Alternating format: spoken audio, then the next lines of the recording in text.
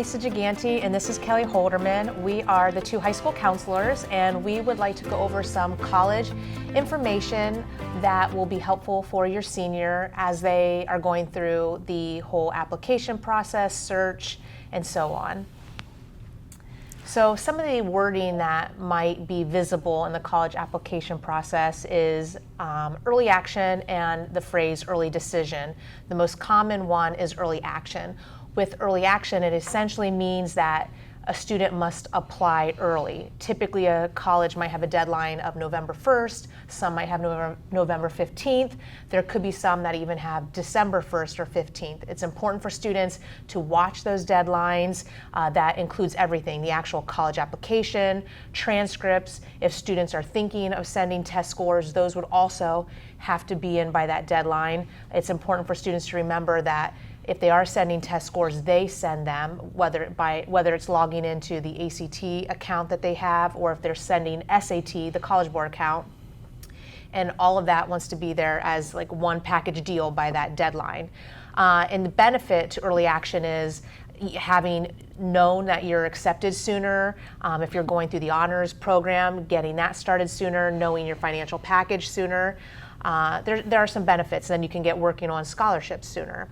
Early decision is very unique. We usually don't have many students do early decision. That's binding. So if you are someone who's thinking of going the early decision route, we advise you to talk to us so that we can walk you through the pros and cons of that, as there are typically many more rules and sometimes almost like a contract that goes with it.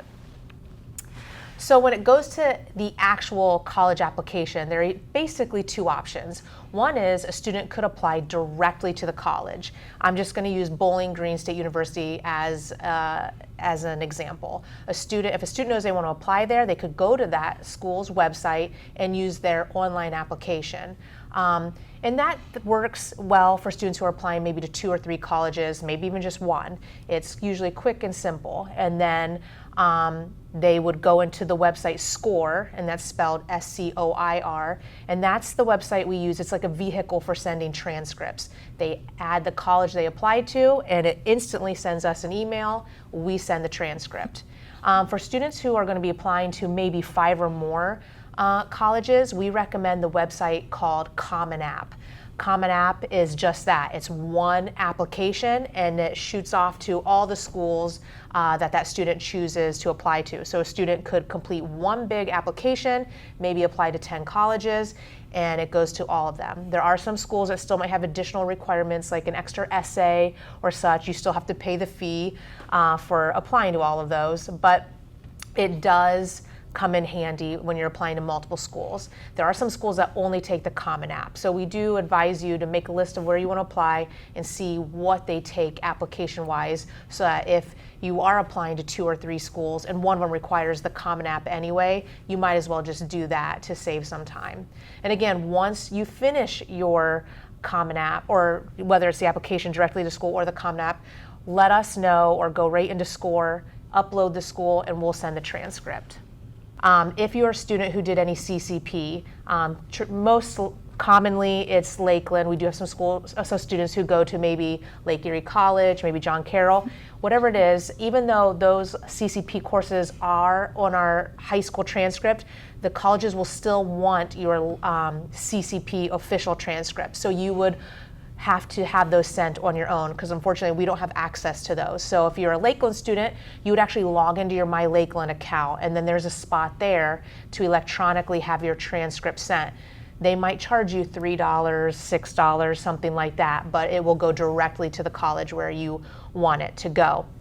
And same thing at the end of the school year, when it comes time to graduation, you'll use SCOIR again to have your final transcript. So once you know which school you decided on, you'll let us know and we'll send your final transcript that way. And if you're continuing to take CCP senior year, I would also have those CCP transcripts sent a final time.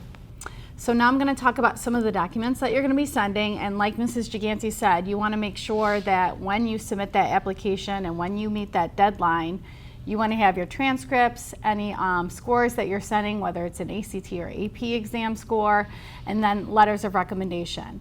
And it's really important that students are looking at what the requirements are for some of these schools. Letters of recommendation aren't as common, but there are some schools that still do require a letter. And there are some that may even say a counselor evaluation, which you would need a letter from your school counselor, Mrs. Gigante, or myself. So there is a Google form on our website for the students to complete in order to have these letters of recommendation written by a staff member. They're also going to add these letters into SCORE with the transcripts. Everything will be sent at once. So they can invite their teachers, and we're happy to show them, or we can even invite the teachers from SCORE so they can upload their letter there. They're really not going to upload them into the Common App. I think a lot of students will add their staff and teachers on there, but we want to send everything through SCORE. So if you go to our high school guidance webpage, at the top link, it's going to say need a letter of recommendation.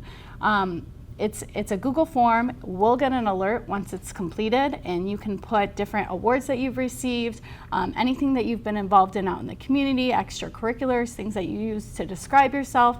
So all this information that a staff member can use when they're writing your letter of recommendation. It's also really important that the student meets with that teacher and asks if they would be willing to write the letter of recommendation, and giving them up to at least 2 weeks notice to write the letter.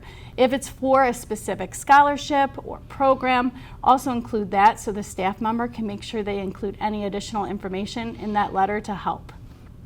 So when it comes to sending scores, your ACT and your AP scores, you need the official scores sent to the school, and those are not done through us. The student will actually log into their ACT account, which they should have created. We do sit down with juniors before they take the test here, and they go in and they can actually pick which test they want to send to that school if they took it multiple times.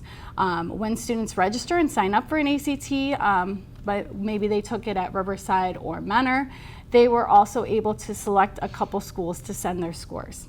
AP, they would log into their College Board account, and it will send all their scores. They cannot pick and choose certain tests that they wish to send. It'll send all the schools to that school.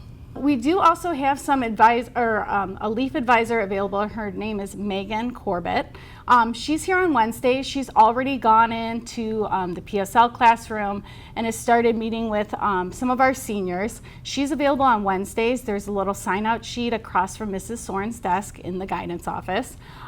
She will continue to visit in classrooms and work with students. She can meet with parents. A lot of her appointments can be a phone call or virtual if you want to include a parent with the student and sit down.